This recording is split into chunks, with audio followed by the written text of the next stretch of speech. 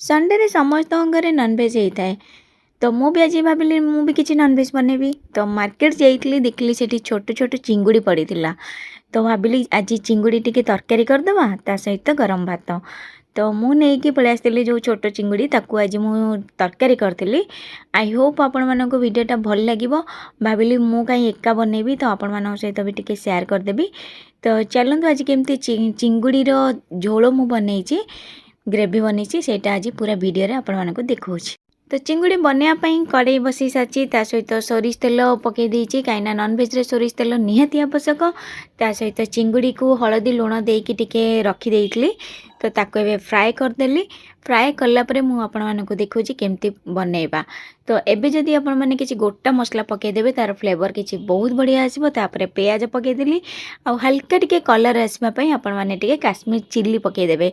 तो ये टिके कलरफुल टिके आसीबो सेत पई भल लागे।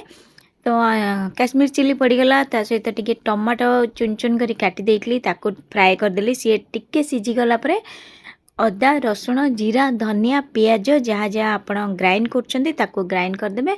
ता सहित मसला को पकई देबे। मसला को कसी देबे जेमती कि तेलटा पूरा बाहर को आसीबो। तो जान देबे मसला पूरा प्रिपेयर हो जाइछि।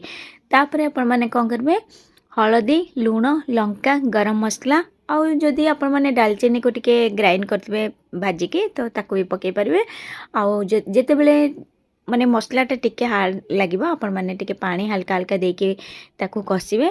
पूरा तेलटा देखंतु जेमती बाहर को पळे आसला तो जान देबे आपण माने को मसला पूरा रेडी। तो मु एठी आलू सिझे देइथिली। सिझे आलू रे बनैछि। सिझे आलूटा को एमिति आपण माने हाथ रे ही खंड खंड करके पके देबे। एते मु स्टाइल करके कटाकटी किछि करेलेनी। तो ताको टिके भले से मसला रे घांटी देबे जेमती मिसी जिवो आलूटा। आ टिके बड़ बड़ करी माने खंड खंड करथिबे नहले सी कोन हम ना झोलटा बहुत बहलिया हे जिवो। तो आलू मसला सहित मिसी गला ता सहित चिंगुड़ी जो फ्राए करथले ताको पके देली। तो एबे मु हल्का हल्का जो पानी दे देबे।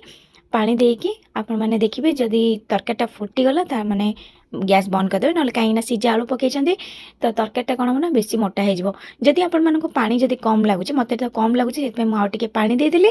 तो आपण मानको जदि पानी कम लागुची तो आपण माने टिके पानी दे देबे। तो देखंतु फाइनली चिंगुड़ी तरकारी पूरा रेडी हे गला। बढ़िया देखा जाउची ना। मु जानि छी काई ना मते भल रोसे आसे।